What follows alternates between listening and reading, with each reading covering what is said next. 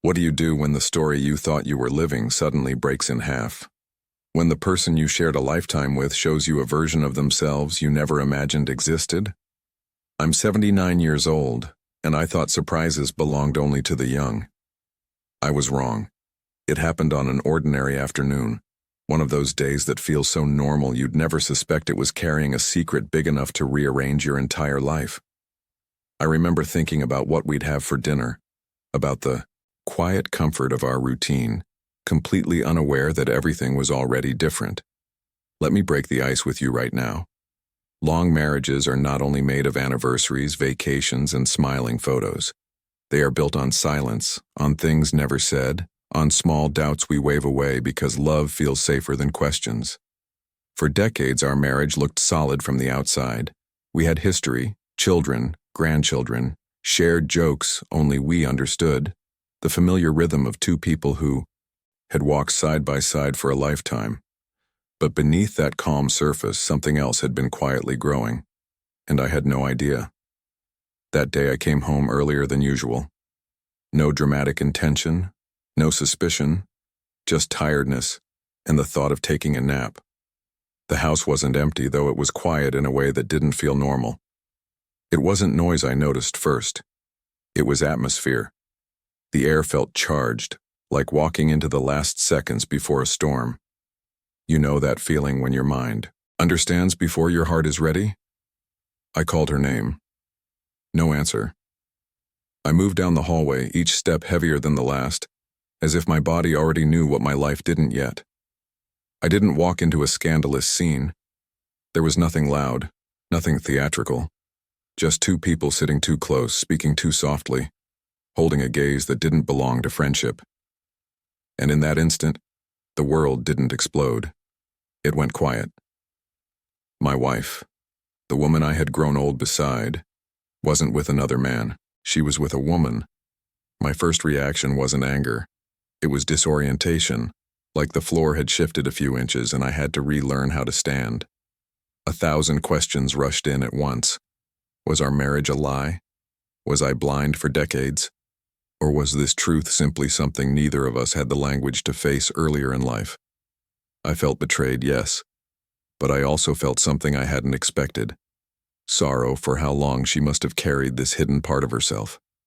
Imagine discovering at 79 that you didn't know the full story of the person sleeping next to you for half a century. It shakes your sense of identity, of love, of what marriage really means. If you're still with me, it means this story is touching something inside you, maybe questions about love, marriage, secrets, or what it really means to share a life with someone. I'd really like to hear from you. Leave a comment and tell me what part of this story speaks to you so far, or what you would have felt in my place. Your perspective matters, and it helps others who are going through something similar feel less alone.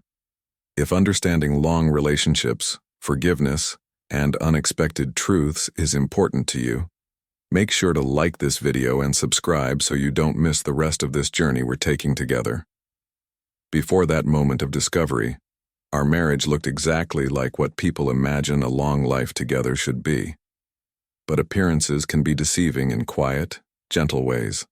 For decades, our story was made of small mornings and long evenings, shared cups of coffee, and conversations about ordinary things.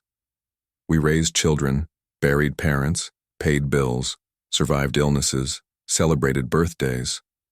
Love, in our house, wasn't fireworks. It was familiarity, habit, the comfort of knowing where the other person would be at 7 p.m. on a Tuesday.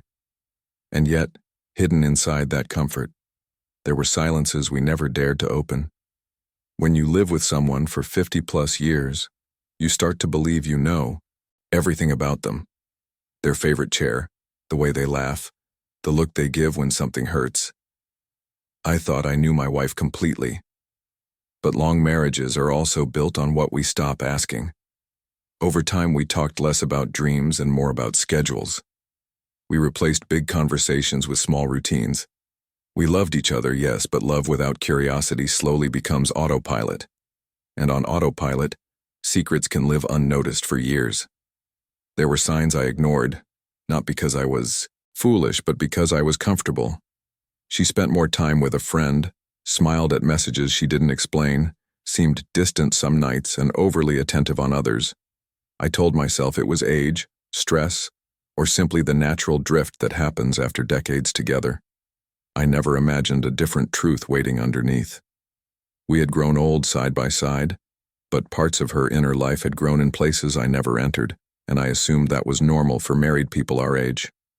We had affection, companionship, shared history, the kind that makes people say, "What a beautiful long marriage." But nobody sees what happens between the photographs. We avoided difficult topics because we were afraid of what they might change. She carried questions about identity. I carried fears about losing what we had, and so we both chose silence as a kind of truce. Only later did I realize that silence doesn't erase truth. It only delays it. Looking back, I see how we both contributed to this invisible distance. We were loyal to our image of marriage more than to honest conversation. I loved her deeply, but I didn't always see her fully. She loved me, but she wasn't fully herself with me. That realization is painful and strangely tender at the same time, because it shows how complicated love can be after a lifetime together. I was 70 when the truth finally stepped out of the shadows, not with noise or drama, but with a quiet certainty that settled into my bones. It began with small inconsistencies, the kind that are easy to explain away when you trust someone. She started going out more often, saying she needed fresh air, coming home with a glow that didn't come from the sun. I told myself it was good for her to have independence. After decades together, you learn not to cling too tightly. But somewhere beneath that calm acceptance, something in me had already begun to pay attention. One evening she said she was meeting an old friend, nothing unusual. We'd both reached the age when nostalgia visits more often than people do. I didn't follow her or spy on her. That's not who I am. What happened was simpler. I walked into a small cafe we'd both loved for years, planning to surprise her and pay for her meal, an old man's quiet gesture of affection. I saw her before she saw me. She was sitting across from a woman I didn't recognize, and it wasn't the conversation that stopped me. It was the way she looked at her, the way her hand rested on the other, woman's hand as if it belonged there. In that moment, everything made sense and nothing did. My mind raced backward through years of tiny moments that suddenly connected. Private smiles, unexplained sadness, a loneliness in her eyes I had mistaken for age. It wasn't a joke or misunderstanding. It wasn't about another man. It was about who she was, perhaps who she had always been, buried under expectations and decades of silence. I felt pain, yes, the sharp sting of betrayal, but layered beneath, it was shock, confusion, and a strange compassion for the secret she had carried alone for so long. I didn't confront her in public. I left quietly, heart pounding, hands shaking not from anger, but from the collapse of certainty. At home that night, every sound in the house felt different, every memory slightly out of place, as if our entire marriage had shifted by a few inches. Was I not enough? Had she ever truly loved me? Or had she loved me in one way and herself in another? The questions kept circling, not to accuse her, but to understand a truth that had taken 70 years to surface. That discovery didn't just challenge my marriage. It challenged my idea of who I was as a husband, as a man, as someone who believed he knew his own life story. And yet beneath the hurt, there was a dawning realization that this wasn't only about betrayal. It was also about identity, about courage delayed for decades, about two people who had loved each other and still somehow missed important parts of each other's hearts. What happened next would force both of us to speak honestly in a way we never had before, and that conversation would change everything we thought we understood. She didn't deny it. That was the first surprise. When I finally told her what I'd seen, her shoulders didn't rise in defense. They fell in surrender, like someone who had been carrying a heavy suitcase for 70 years and could no longer hold it. She sat down at the kitchen table, the same table where we'd paid bills, blown out birthday candles, argued about little things, planned our lives. Except this time, there were no plans left. Only truth. Her voice trembled at first, not from being caught, but from finally speaking aloud what she had kept buried since she was a girl. She told me she had always known there was a different current inside her, something she learned very early not to name. She grew up in a time when women like her were expected to marry, have children, smile in photographs, and never speak of anything that didn't fit that picture. Loving another woman wasn't simply wrong back then. It was unthinkable, something you erased even from your own thoughts. So she did what people do when the world doesn't make room for them. She folded herself smaller. She told me she loved me, and I believed her. Not as an excuse, but as a complicated truth. She loved the life we built, the children, the shared decades, the jokes that only aging couples understand.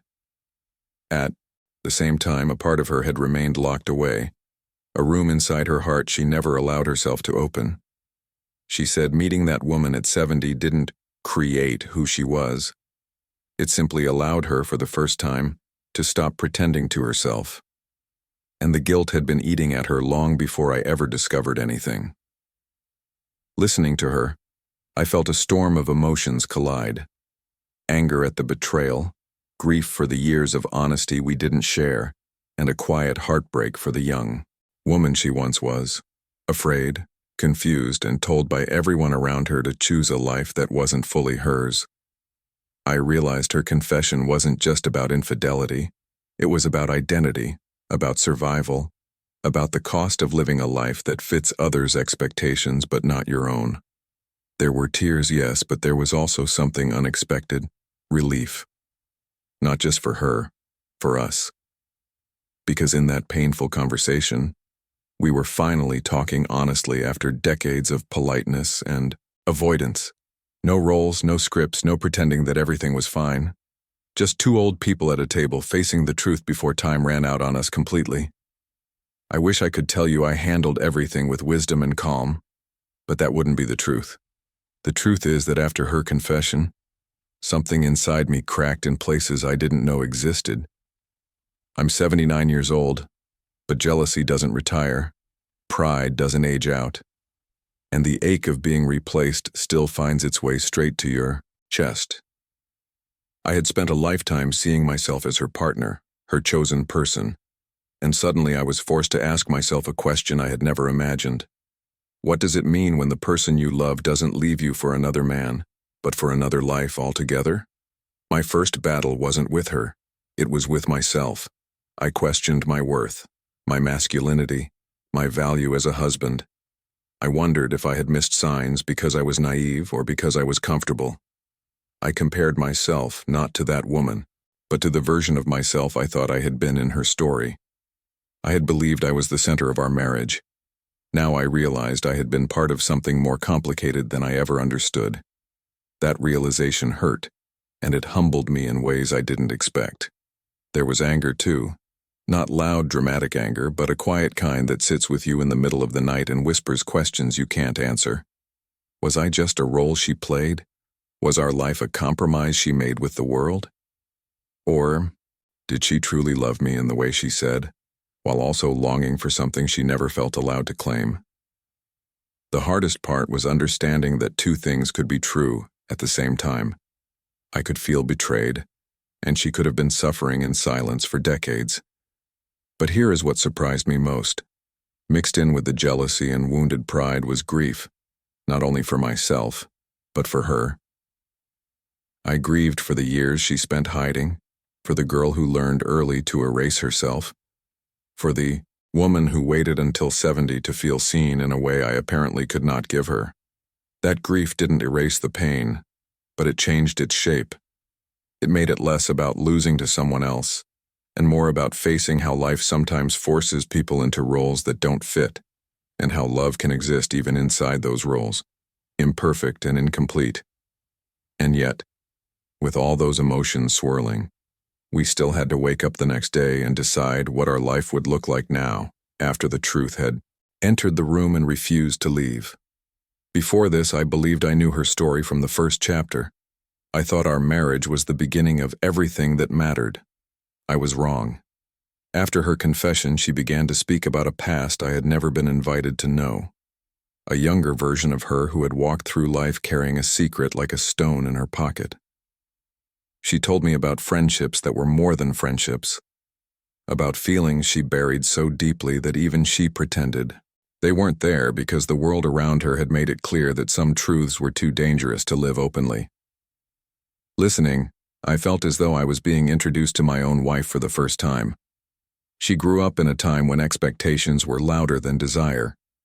A good girl married, had children, kept the house, and smiled in photographs.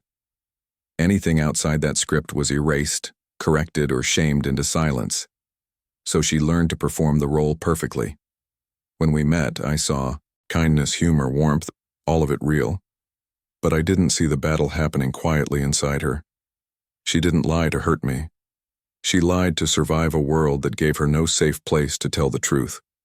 And because she loved me in the way she could, she convinced herself that love would be enough to quiet the other part of her. It wasn't. She told me about the first time she realized she was different, how she stood in front of a mirror as a teenager and promised herself she would never let it show. She talked about a friend she had lost not to death but to fear, when they understood what their closeness meant and both stepped back into lives that seemed safer from the outside. By the time she met me, she was tired of fighting herself. Marriage looked like refuge, stability, respectability, and yes, companionship. She wasn't pretending that our life together meant nothing. It meant a great deal. But there was a room inside her heart she kept locked, and she handed me the keys to every other room instead. Hearing this didn't erase my pain, but it complicated it in a way that felt deeply human. I realized our story wasn't about villains and victims. It was about two people shaped by their time, doing the best they knew how, and paying the price for truths left unspoken. I grieved the honesty we didn't share, but I also felt a strange tenderness for the girl she once was, standing alone with an identity she wasn't allowed to claim. And in that tenderness, something new began. Not the end of our story, but a hard, honest turning point where we had to decide what love meant now that everything was finally on the table, open and undeniable. After everything was said, nothing looked the same, yet the furniture was still in the same place. Her mug was still beside the sink and our photos were still on the wall. That was the strangest part. The ordinary world continuing as if my heart hadn't been rearranged. We were two elderly people who had lived a lifetime together, suddenly having to decide whether that lifetime was a bridge to walk across again or a door to quietly close. Forgiveness at 79 does not look like forgiveness at 29. It's less about starting over and more about asking, what do we do with the years we've already built? We talked for days, gently, sometimes through tears, sometimes through long silences where the clock seemed louder than usual. She told me she didn't want to erase our life. She didn't regret our children, our shared history, the countless ordinary days that held us together. At the same time, she couldn't pretend anymore. She wanted to be honest before time ran out, and there I was, caught between two powerful truths. I loved my wife, and I had been hurt by her secret. Both lived inside me at the same time, and neither canceled the other. People think betrayal always means hatred, slammed doors, dramatic endings. But real life, especially late in life, is rarely that simple. I still cared about whether she took her medicine. She still reminded me where I left my glasses. We were bound not only by romance, but by decades of companionship, rituals, inside jokes, and the quiet comfort of knowing each other's footsteps in the hallway. Ending everything felt like tearing pages out of a book we had already finished writing. Staying felt like learning to read it with new eyes. So we asked ourselves different questions, not who is to blame, but what matters now. Not how do we erase pain, but how do we live honestly from this moment forward. At 79, you understand that time is not a theory. It is a narrow corridor. I had to decide whether I wanted to walk the rest of it beside her, knowing the truth, or alone, protecting my pride. and she had to decide what authenticity meant without destroying the life we had built together. We didn't rush the answer. We sat with it, letting it breathe, discovering that love after truth is quieter, more deliberate, less about promises and more about presence. It was no longer about pretending our marriage was what others imagined. It was about acknowledging what it really was: flawed, real, loving, wounded, and still strangely alive. And right there, between forgiveness and ending, was a space only we could stand in, trying to understand what our last years should look like now that the masks were gone and only the two of us remained. If you stayed until the end, thank you. That tells me you understand something most people avoid. Love is not always simple, and truth does not always arrive on time. If this story made you reflect on marriage, betrayal, forgiveness, or the secrets people carry for decades, do two things for me right now. First, subscribe to the channel, because these real late life stories and long marriage confessions are exactly what we explore here, and you will not want to miss the next one. Second, leave a like if you stayed with me through the hard parts, because it helps this video reach other people who need to hear it. And I want one specific comment from you so I know you made it to the end.